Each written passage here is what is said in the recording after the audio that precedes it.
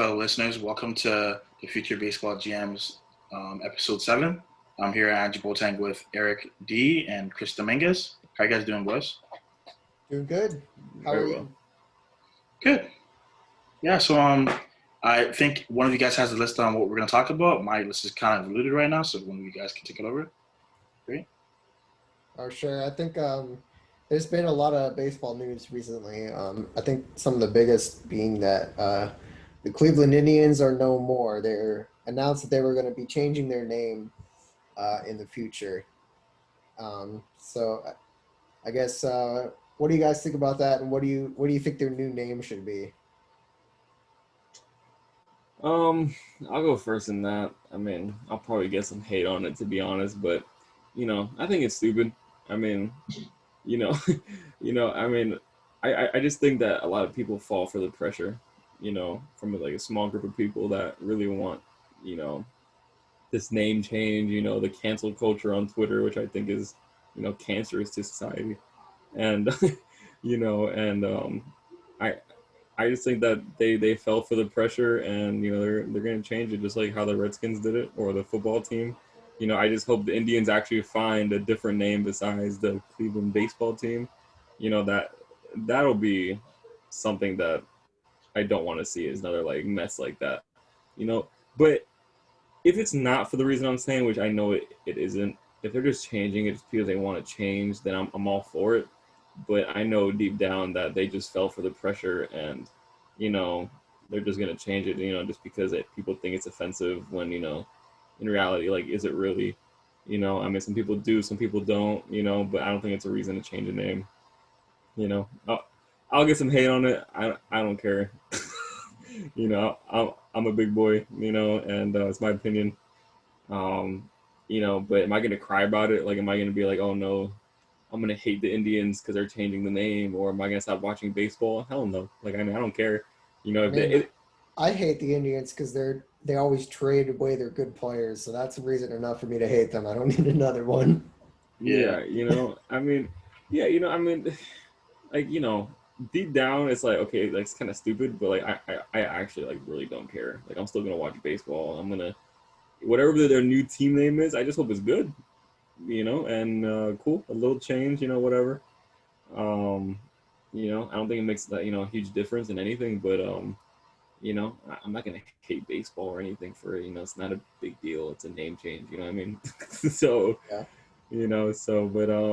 But honestly, I am interested to see what it is. I think we haven't had a name change in baseball for a while. I think the Nationals were the last one, right? Technically, I would say, from the Expos to the Nationals. I mean, I guess Florida. Florida to Miami Marlins. Okay, and then the Tampa Devil Rays, they dropped the Devil. Yeah. But yeah, there's really not been like a big name change like that. Yeah, so I think this is the biggest one in a while. So, I'm pretty. I mean, it's funny because the last name change, the biggest one I think, is written Expos to the Nationals, and I forgot what year it was, but all I remember is I remember when they first changed the name, I had a PSP, so I was playing MLB The Show on there, so or my friend had one. That makes me feel old. So, so it's been a while, but I'm interested. I don't know what the name should be. I don't know. Like, what's Cleveland really known for? Don't say the Cleveland LeBrons. I think it's a stupid name, but one thing I've heard that I think is cool. Oh, go ahead, Andrew. Oh no, I was gonna say, Dwayne "The Rock" Johnson, when he was in Cleveland, he this was around the time I think he was fighting John Cena. He said Cleveland Rocks. I don't know. Cleveland Rocks. So maybe that could be a name. Well, they do have the Rock and Roll Hall of Fame there. I think that's kind of one thing of like the city that is kind of known for is like rock and roll. So I think I heard like the Rockers or the Rock and Rollers is a suggestion. I don't like the Rock and Rollers, but I think the Rockers is kind of cool. Yeah. Rocker sounds better. When you said Rocks, I honestly just pictured a rock, and I was like, wow, that's not good. Think like Charlie Brown going trick-or-treating. Oh, what'd you get? I got I got candy. What'd you get? I got a rock. Oh my Yeah. gosh. I'm actually looking, and I don't know if you guys have any ideas, but on Fansided, they have like some name ideas, and so far I see the Cleveland Buckeyes, the Cleveland Spiders, what else? The Cleveland Forest Cities. That's too long. I like the spiders. Oh, I see the Cleveland Rocks. I see that one. The Rocker sounds really. I like that one. Rockers. That sounds pretty good. And then the Cleveland baseball team's an idea too. So let's just cancel that one. You guys know about the old Cleveland Spiders, right? Or no? Nah. Oh. So there was actually a baseball team called the Cleveland Spiders, and it was the 1890s, I think. They were a National League team, and they disbanded in 1899. And their last season they lost like 134 games or something. It's like the record for the most losses in a season. It's pretty crazy. They kind of have a cool history. Like Cy Young used to pitch for the Cleveland Spiders before he went to Boston. So I think the Cleveland Spiders is a cool name. So that would probably be my number one choice, but I like the Rockers as well. I do like it. I think it's interesting, actually. Very interesting. Yeah. As for Oh. like changing the name, I think, I feel like it was inevitable that they were going to change it. I'm sort of indifferent towards it. I think the Washington Redskins, like to me, that was kind of offensive. I feel like that was a good thing that they changed that. With the Cleveland Indians, I'm a little bit more indifferent, but I just think it was inevitable that it was going to get changed. And I think it's cool that they're going to go a different direction. It definitely doesn't harm anything to change it, so I guess I say why not. Yeah, and that's exactly how I am. Like, it doesn't hurt to change it, So it's like, why not? Whatever, Yeah. Yeah, I was glad they got rid of the Chief Wahoo a few years ago, because to me that was sort of like the Washington Redskins. It's like kind of similar, but the name itself I didn't have as much of a problem with. Yeah. I haven't thought about it too deeply, and I know, like, I'm a black person, but I haven't thought about it too deeply. Maybe because I feel indifferent about it, but like, it's one of those things where it's like, why now? It just like the timing was so weird. Like, Cleveland has to trade Lindor, like, one of the things going on and stuff. Like, they need to maybe eventually get new ownership and stuff because they're too cheap. But like, um, yeah, I feel indifferent about it. I don't know. I don't know, but like it's one of those things where it's like it was about time. Like I have to empathize with like native Indians, like it's about time that they definitely did something like this. And yeah, just the timing. The timing was strange. I felt like I can't remember who said it, but like probably you were pressured into doing it. So yeah. You know, That's really how all changes like these come around. Is just teams face pressure. I mean, that's what happened to the Washington football team. Is that they basically their bottom line was threatened, and that was what got them to become the football team. So at yeah, the end of the day, it's all about money. If it affects their bottom line, then they're going to do something about it. you're also a really terrible football team. I don't know, man. They're first place right now. Of course, they Yeah, are. what's the record? I know I don't want to go on a tandem. What's the record right now? like they're in first place, but the whole division has losing records. Yeah, So it's not even like they're really in first place. Yeah. they're going to make the playoffs just because someone has to. Yeah, no, literally, and they'll just lose in the first round. So Yeah. whatever.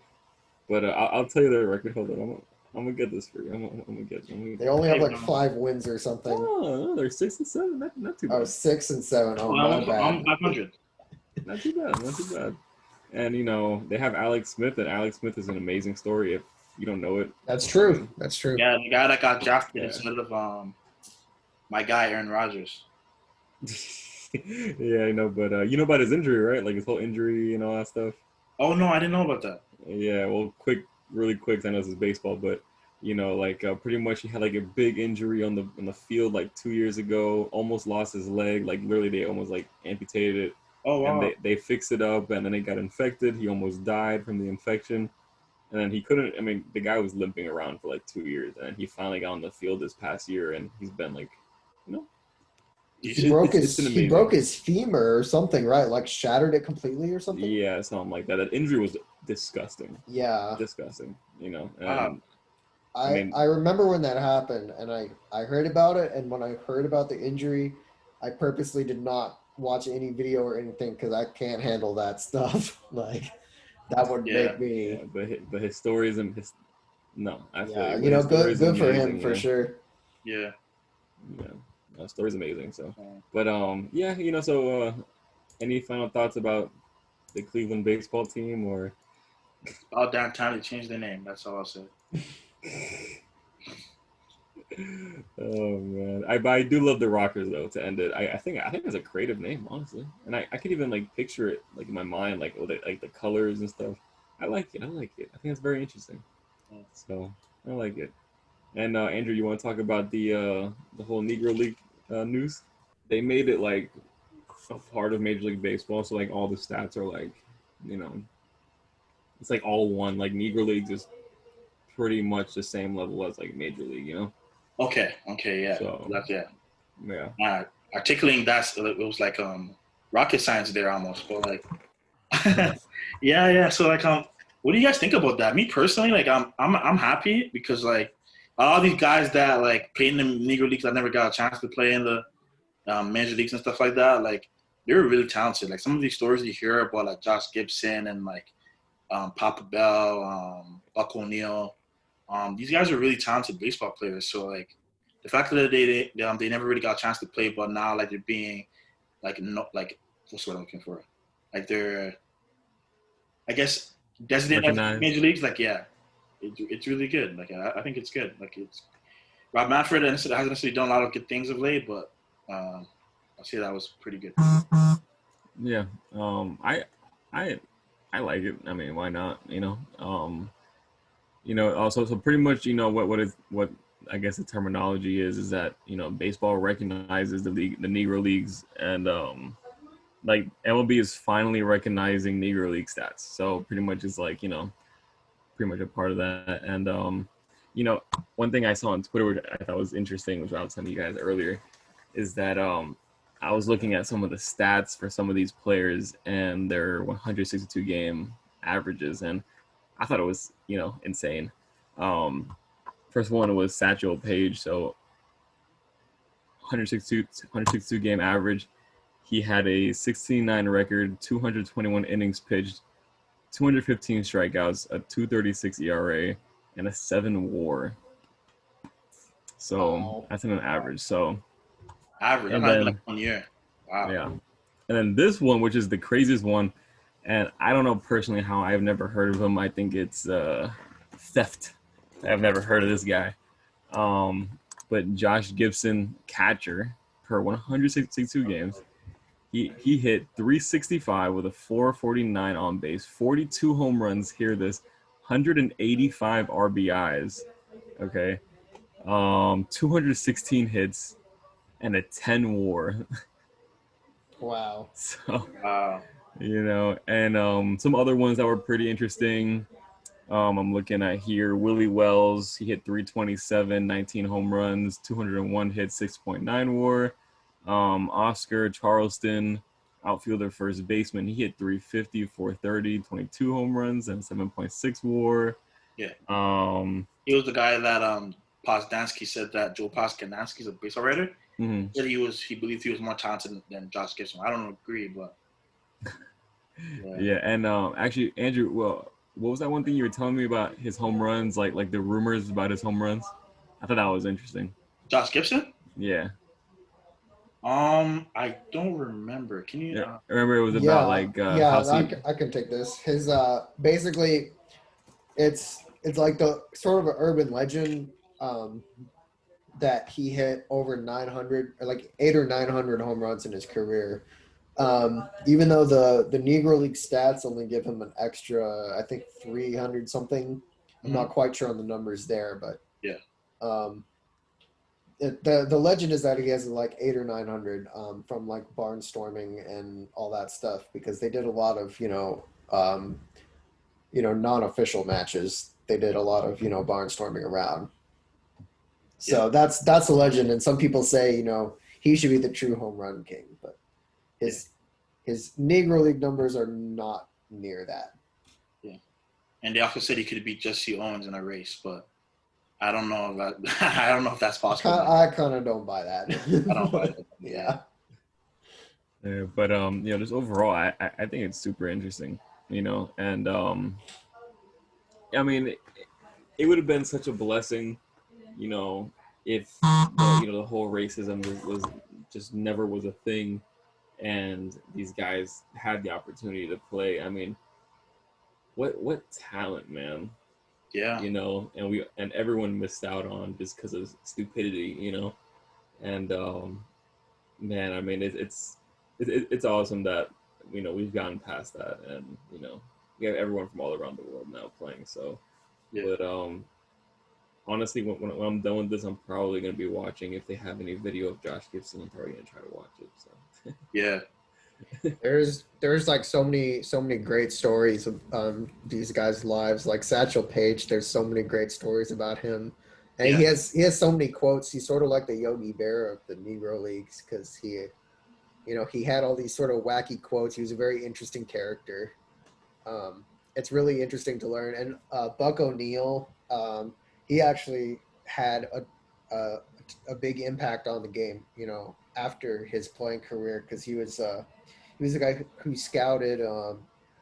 He scouted, I think, Willie Mays and Hank Aaron or something. He scouted a bunch of legendary players, and Oh wow. he was instrumental in so many things. So it's really interesting to learn about some of these guys' lives. So to me it's like long overdue that they rectified this and made them count as major leagues. Yeah. I agree. Anything else on that front? All right, you guys want to move on to, I would say, preliminary Hall of Fame ballots, or discuss, who's in the next Hall of Fame ballot and, Sure. Our tentative list, I would say. Sure. All right. You want to shoot first, Eric? I probably can. Let me pull up the tracker here, courtesy of Ryan Thibodeau on Twitter. This dude does an amazing job of basically tracking all the public Hall of Fame ballots. He's at not Mr. Tibbs on Twitter. Go check him out. I'm just looking at him to figure out what the ballot is because I just don't remember. I know Barry Bonds and Roger Clemens are still there, of course, and to me they have to be in. I'm a big fan of Scott Rowland. He has a small but vocal support group, and I'm definitely one of them. I think Scott Rowland is a very underrated player. He was never, super, like a flashy hitter or anything, but he was, like, if you look at his defensive numbers all across the board, he was like one of the all-time greats at the third base position, in my opinion. And, he was a good hitter too. He had over 300 homers. He hit 281 on his career, 69.9 WAR. So to me, Scott Rowland is one of those guys who has to be in there. And right now he's at 53%, so he's got a ways to go, but I hope he can get in. And then I guess for me, my other guy who I would definitely love to see get in would be Kurt Schilling. I know he's made it difficult on himself to get in there because he basically won't stop running his mouth, and he needs to learn when to shut up. But I think if you ignore all the terrible things he says on Twitter and you just look at his stats, to me, there's no case to be made against him. He's one of the greatest postseason pitchers of all time. I don't think that's debatable. His legendary bloody sock game against the Yankees, like, that's one of my earliest and best baseball memories. And just his stats, he was one of the best, like, regular season stats. He was one of the best of his era for sure. He's right up there with, Pedro and Randy. I wouldn't say quite on their level, but he's definitely, right there. So for me, those are 4 guys. I could keep going on. I could fill out a ballot of 10 guys. To me, I'm a big fan of the big haul. I'm a big haul person, but I'll stop at those 4 because I'm sure you guys have people you want to talk about too. What about you, Andrew? Oh, Kurt Schilling for sure. Basically from everything that Eric here has said. And I'm trying to, the other guy that I would love to see in Hall of Fame someday, I think he will get in, but there's going to be a lot of people that like, nah, like he didn't do much after his 30s. Is Andrew Jones. Yeah. Can you open up his baseball reference page? Give me a sec. I think he has like 10 gold gloves, 400, I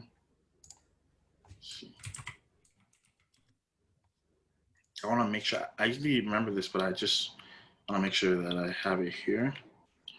Okay, so he has 1, 2, 3, 4, 5, 6, 7, 8. Yeah, 10 gold gloves from his age 21 season to his age 30 season, all in center field. Wow, 10 straight gold gloves. It wasn't even like 1 year he didn't get a gold glove, but for 10 straight years, the man won a gold glove. That's like unheard of nowadays. So yeah, he'd be my guy. And I always seemed like he was always smiling whenever he was in the batter's box. I don't know if you guys ever observed that, but like, it seemed like he just loved the game. But I guess his body kind of like broke down like in his 30s, right? So we didn't see a lot of volume. I think he would have hit 500 home runs too, had he always been healthy and stuff. But his last good year, I would say, was 2007. Yeah, 2007 when he hit 26 home runs and batted in 94 RBIs. Yeah, Andrew Jones is definitely he had one of the best, 20s through 30s of anyone. Oh, absolutely, yeah. Absolutely. Right up there with Ken Griffey Jr. as being another guy who, he fell off a cliff sort of in his 30s because of injuries and all that stuff. But yeah, I agree. Andrew Jones, a very good player, and I would love to see him get in. Yeah. How about you, Chris? Yeah. Well, again, I guess I'm just Mr. Controversy, but I do think the steroid era is tough. It's tough. I don't think everyone from the steroid era should get in, but I try to think which players that took steroids really didn't need it, that they would have been good anyways. And I do think Barry Bonds and Roger Clemens would have been still amazing players, if not the best players at the time, like they were, still even without steroids, and so I do think that they both should go in. And I think Barry Bonds is, in my opinion, the best player of all time. I don't think there was a hitter more feared than Barry Bonds. And unfortunately, they had, the PEDs, and maybe there should be an asterisk and stuff, but it's tough because I understand, they took PEDs, and it's not fair, but those guys were some of the most feared players of all time, and I think they should go into the Hall of Fame. I think the Hall of Fame is for the best players and sometimes the best characters too, and like characters aren't the best, but they were some of the best players ever. I think they should go in, and in my opinion, I think everyone else is really borderline. Kurt Schilling is a bit borderline for me. I'm not sure if Scott Rowland should go in, even though I'm looking here at the stats, and out of everyone in this Hall of Fame ballot, Scott Rowland has the 4th highest WAR out of everyone in this ballot, and he only had 2,000 hits. The person under him is Manny Ramirez, and he had 2,500 hits. So that's, to think about it, I mean, that's the defensive difference right there. Yeah, and obviously he's a great player, but I don't see him as a Hall of Famer. I do think Gary Sheffield should be in it. And those would be my 3 guys right now. I'm not sure about Kurt Schilling just yet. I'm not really sure about him, but I do think Barry Bonds, Clemens, and Sheffield are my 3 guys that should definitely go in. And if we're talking about the steroid era again, um, even though Manny Ramirez is my favorite, one of my favorite players growing up, it's not my favorite player growing up. I don't think he should go in, even though I still think he would have been good. I think he still would have been good without steroids, but that man failed way too many times. you know, he never learned his lesson, and I don't think he should be in it. Um, I don't think Sammy Sosa should be in it. I'm not sure if he would have been as amazing as he was without the PEDs. I'm borderline on Vizquel. I just don't like his power numbers that much. Let me see. Andrew Jones, I'm borderline on. Todd Helton, I'm borderline on. Andy Pettit, I'm extremely borderline on. It's just a lot of borderline, Like, I think the Hall of Fame's for the best, and I think Barry Bonds, Clemens, and Sheffield. Sheffield is a legend, man. I mean, if you played baseball, everyone mimicked his batting stance, and he was also an amazing player. So, and he played on like every team, so it's like everyone was a fan of him.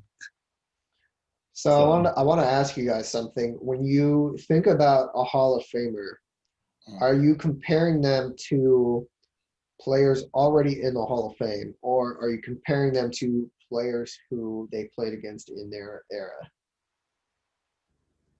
I think a little bit of both for me. A little bit, a little bit. Because if you're a hitter, I would like to see you at least above 2,500 hits. Obviously, I want your WAR to be a little higher, but yeah, I know where like you're kind of going with this. Yeah. And No, I I'm kind of the same way. I'm a little bit of both. Yeah. Like I know Jaws is a stat that compares the WAR of a player to the WAR of players already in the Hall of Fame at that position. Correct me if I'm wrong, but I think that's what Jaws is.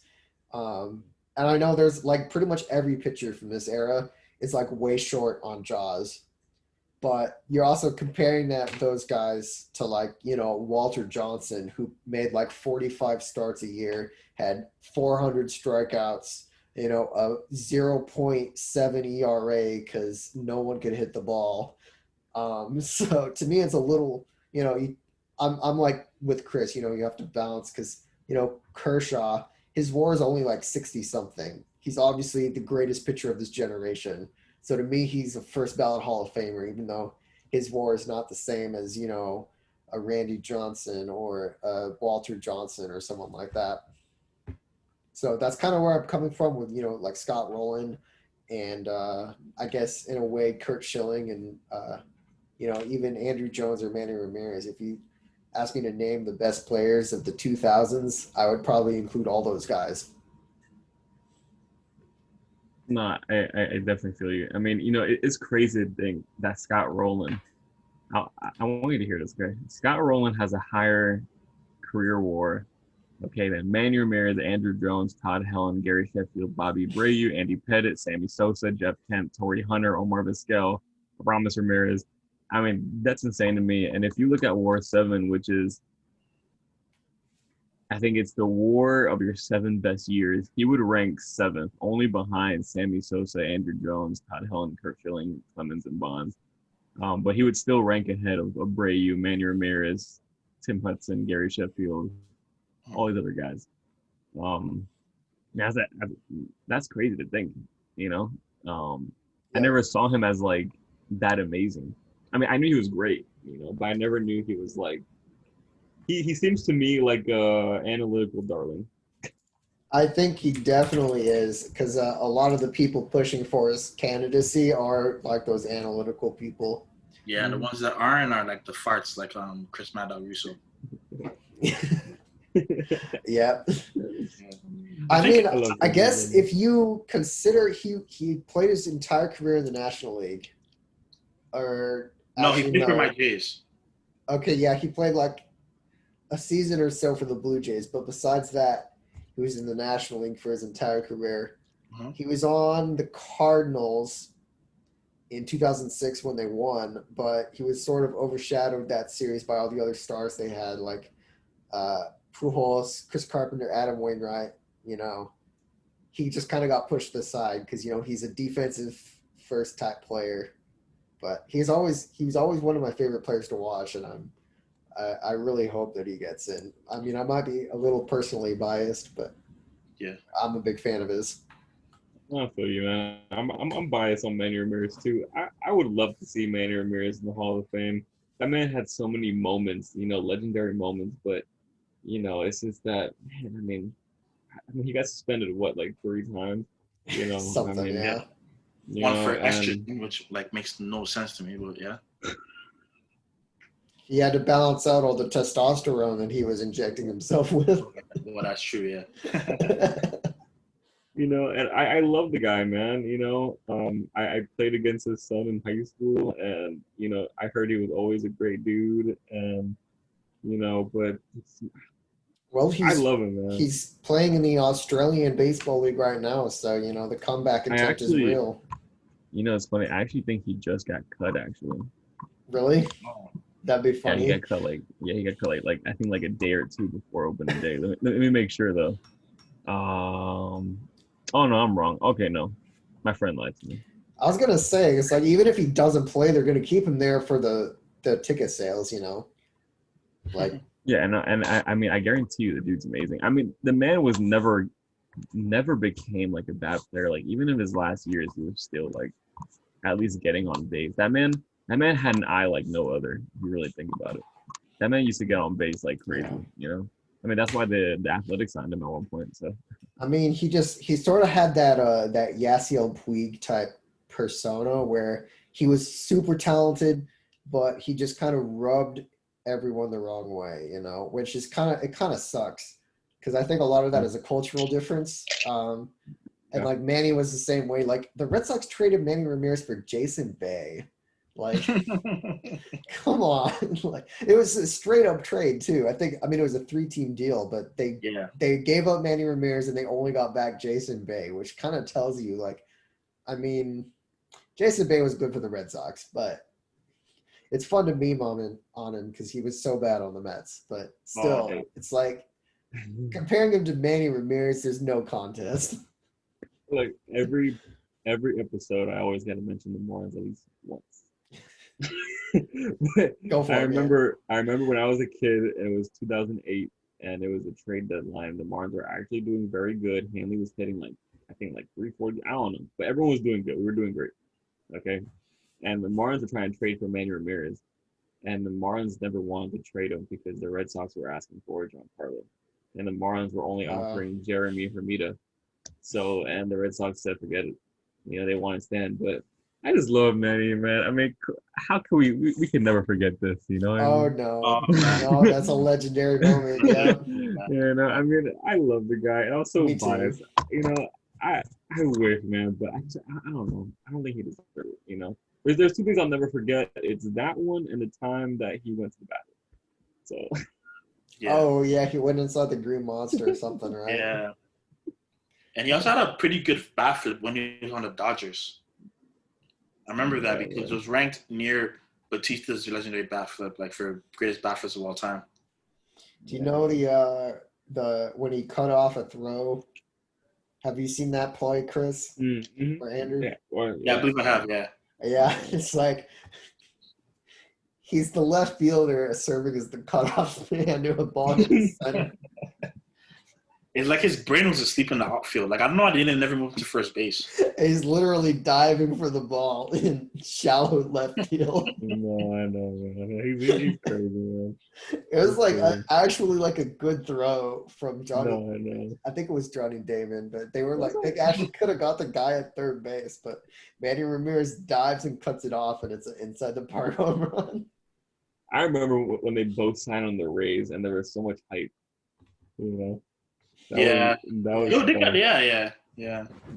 The deals they got were cheap too. Like I think it was Manny Ramirez signed for like $2 million, and Jason, what's his name, Johnny Damon signed for like $3.25 million or something like that. They're at the end of their careers, but Johnny Damon had a good year though for the Rays. No, I know. Yeah, it wasn't bad, but I think Manny Ramirez got suspended. I think so. Yeah, he was suspended for steroids, but yeah. Yeah, but I'm telling you right now, if the Marlins made that trade, they would have went to the World Series and won. Yeah.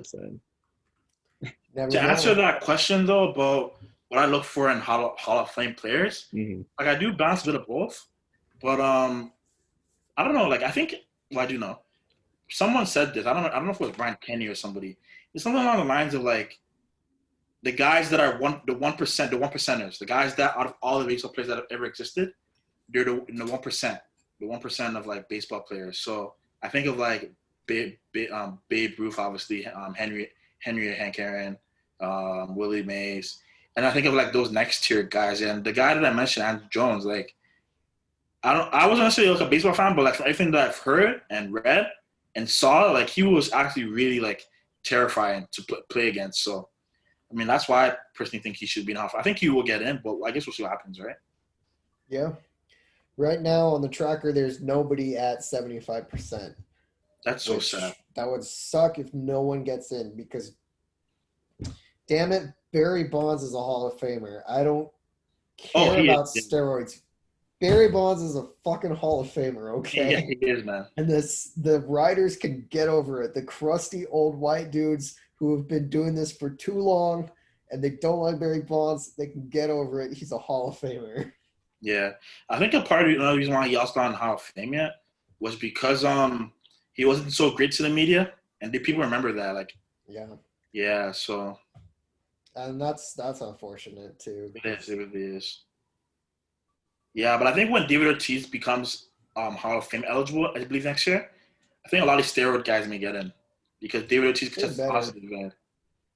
The whole thing with David Ortiz is kind of personally, I don't even know if he ever took steroids. I mean, I know he was on the list, like the Mitchell report or something, Yeah, he but tested like positive for something. Yeah, people forget that that list had like a bunch of false positives, and it was like guys testing positive for like stuff that wasn't even illegal.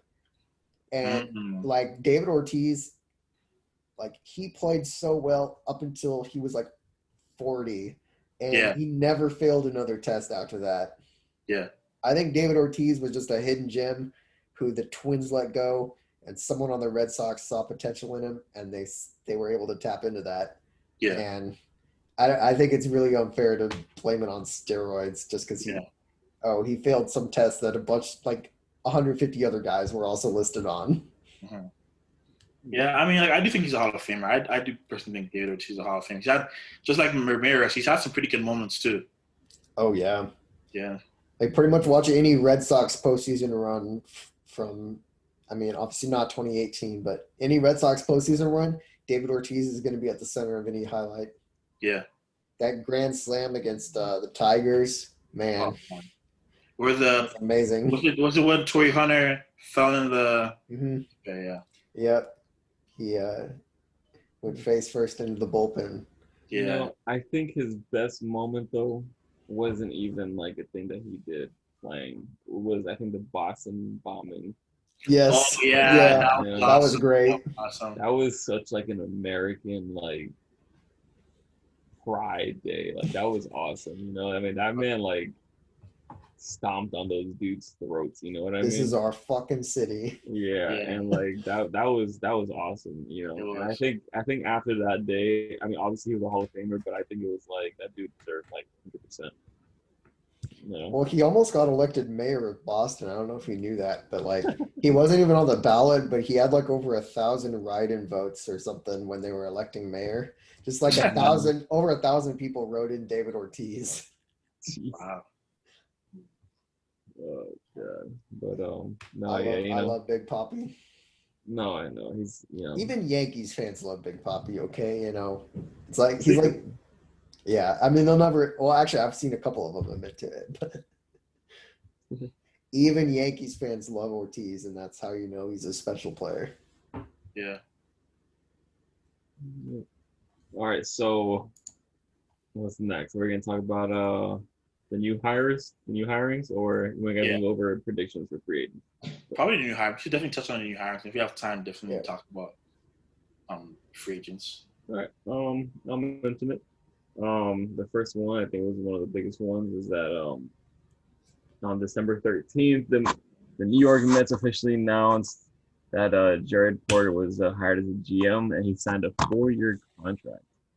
Um, some of Jared Porter's background real quick. Is his main background is in professional scouting. Prior to joining the Diamondbacks, he was a director of professional scouting for the Cubs for 2 seasons, a title that he held with the Red Sox from 2012 to 2015. And he was a senior VP and assistant GM in Arizona. Jared Porter contributed to 4 World Series winners, including a pair of curse breakers in Boston and Chicago. So, and he has, according to Joel Sherman, he has a reputation as a personable, hardworking scout at heart who knows analytics, not afraid to make decisions. A Theo Epstein disciple. So, Can't go wrong with a Theo Epstein disciple, I guess. yeah. I mean, I told you guys from day one, I think the number one team for GM to go to, I think, is the Mets. I think the Mets have surprisingly a good, whether people want to say it or not, they have like a good team to build around, and fortunately for them, they don't have to pay for Cespedes' contract this year and Cano's. So, they have a good amount of money. Yeah. They did sign James McCann. I think it would have been a little better to get Muto. Or even Yachty. I would have been happy with Yachty, but I guess James McCann's all right, for them. But I mean, he can definitely build a winner this season. Will they do it? Who knows? But I think anything but a winning season is a failure on his part. So harsh words, a lot of pressure, but that's just my opinion on it. And because I think the Mets are built to win, and they're just missing a few pieces. They're missing a few pieces everywhere, but little things. Not like they don't need like a star anywhere. They just need little pieces everywhere, which is why I said like don't. If you're gonna sign McCann, you might as well sign Real Muto, but I think a Yachty would have been a little nicer, But yeah, that's my opinion about it. I'll probably come back to it. But what do you guys think? Yeah, I mean, I don't have too much of an opinion on it actually. You know, I don't really know how to judge GM hirings if they haven't been GM before. Obviously I don't really know. I mean, I know the teams that they come from, and I sort of know, is this team more analytical based or anything like that? But obviously, I don't know any of these people, so I can't really judge. But it's definitely interesting. I think the Mets are in an interesting position with, especially the new ownership.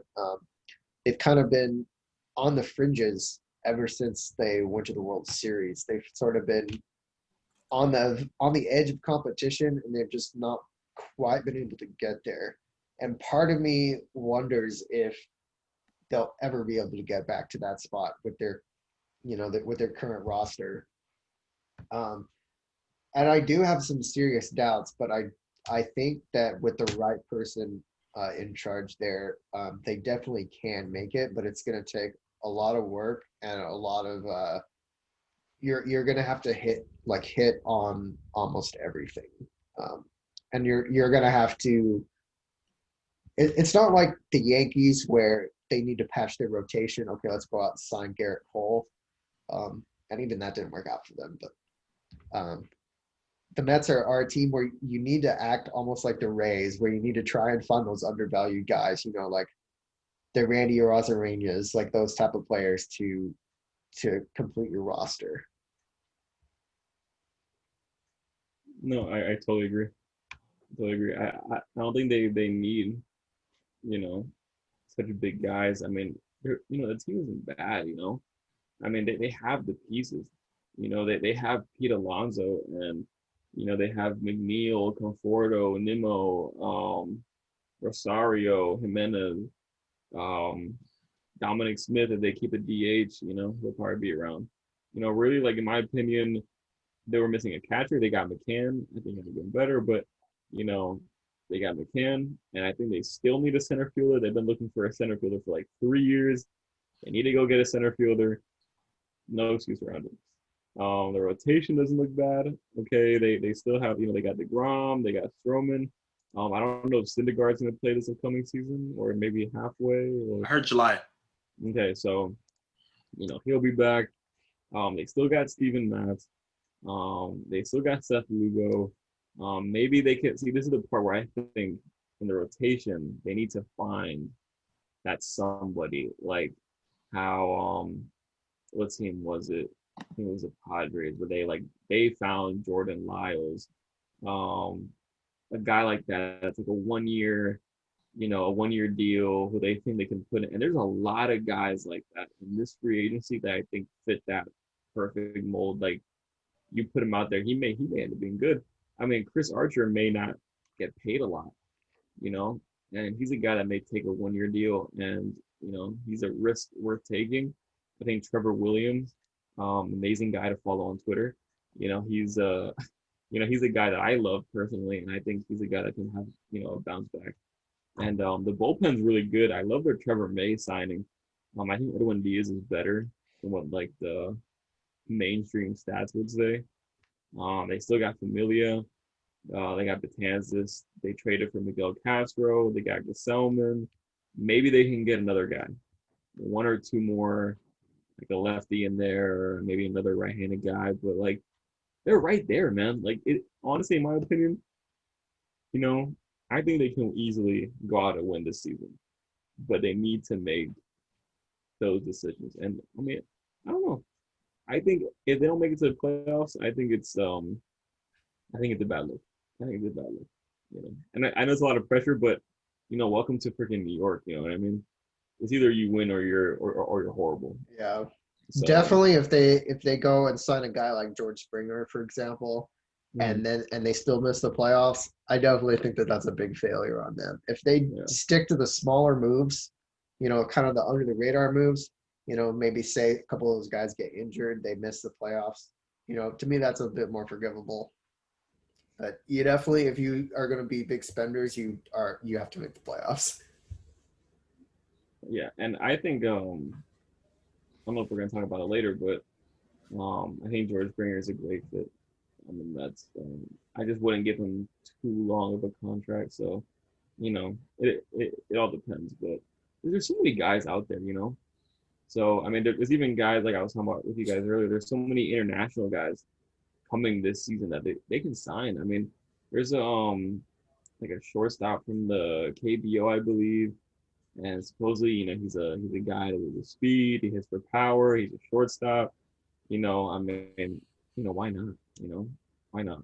So I think this free agency is pretty stacked with guys that are under the radar, and I don't think there's an excuse not to win this year.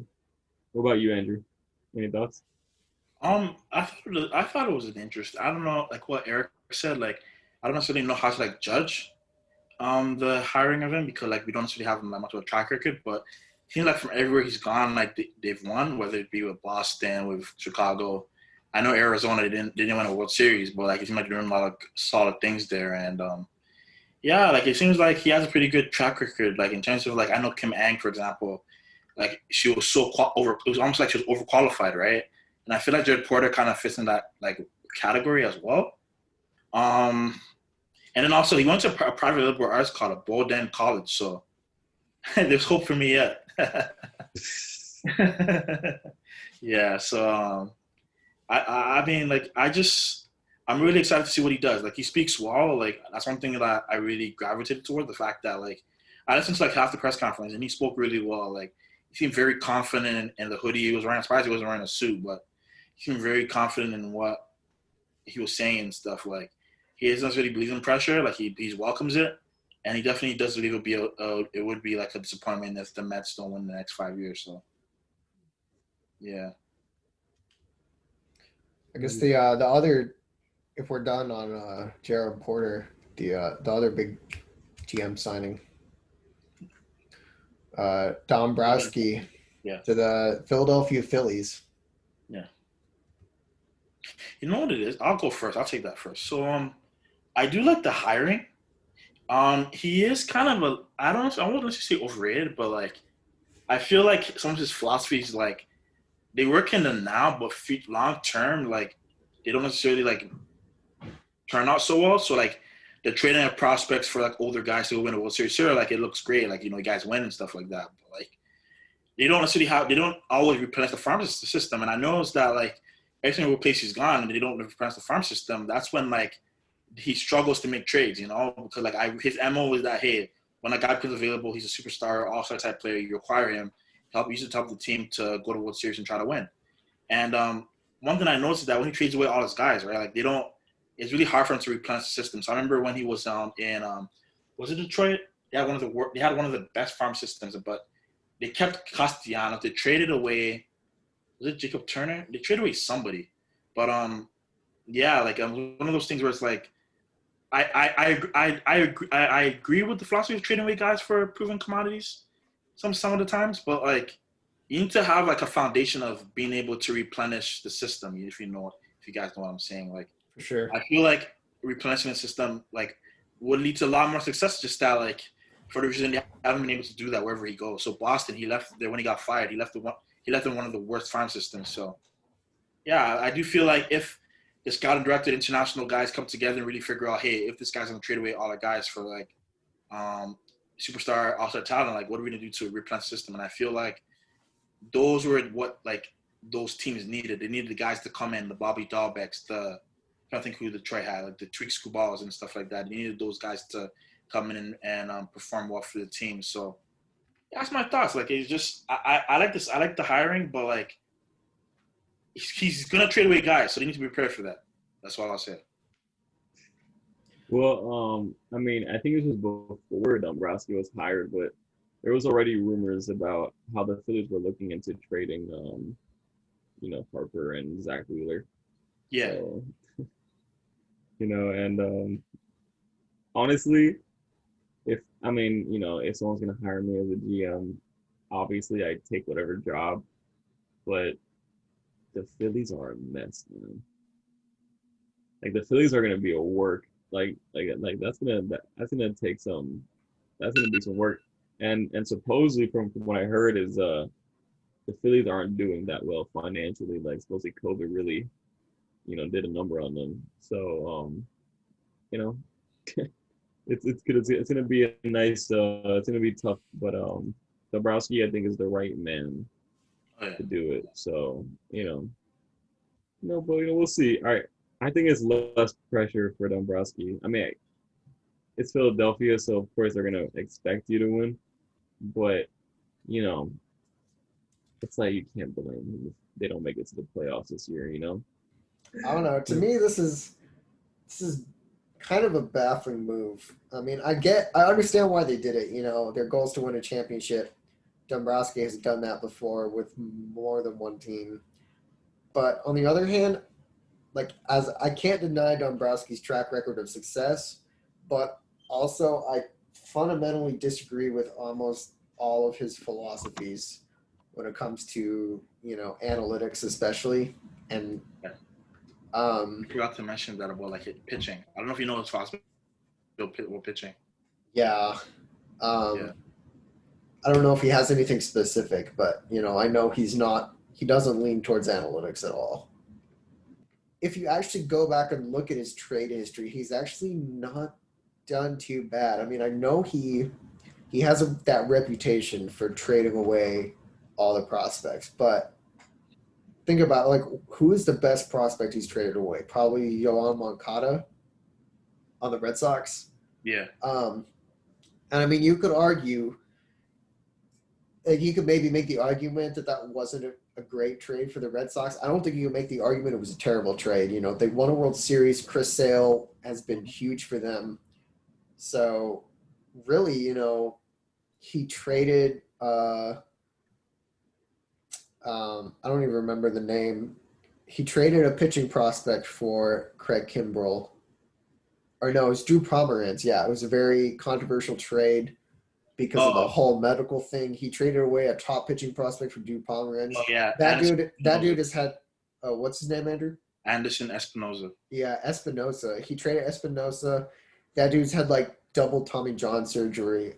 I mean, he could still work out, but That wasn't terrible. He traded Manny Marco and a bunch of guys from Kimbrel. None of them have really turned out to be all that special of a player. Yeah. And in Detroit, none of the guys he traded there. I mean, I guess besides Eugenio Suarez, I think that was probably his worst trade was Suarez for Simone. Yeah. But it's still, coming into the Phillies, they don't really have an elite farm system for him to work with. They already have a bunch of overpaid veterans, so he's not going to sign anyone. And their bullpen is already one of the worst ever. In fact, last year it was the worst ever bullpen. In modern baseball, I heard. In modern baseball. So I don't know. I guess I'll just say I really don't know. I would be cautiously optimistic if I was a Phillies fan, but I'm not a Phillies fan, so to me, I'm just going to laugh at whatever happens.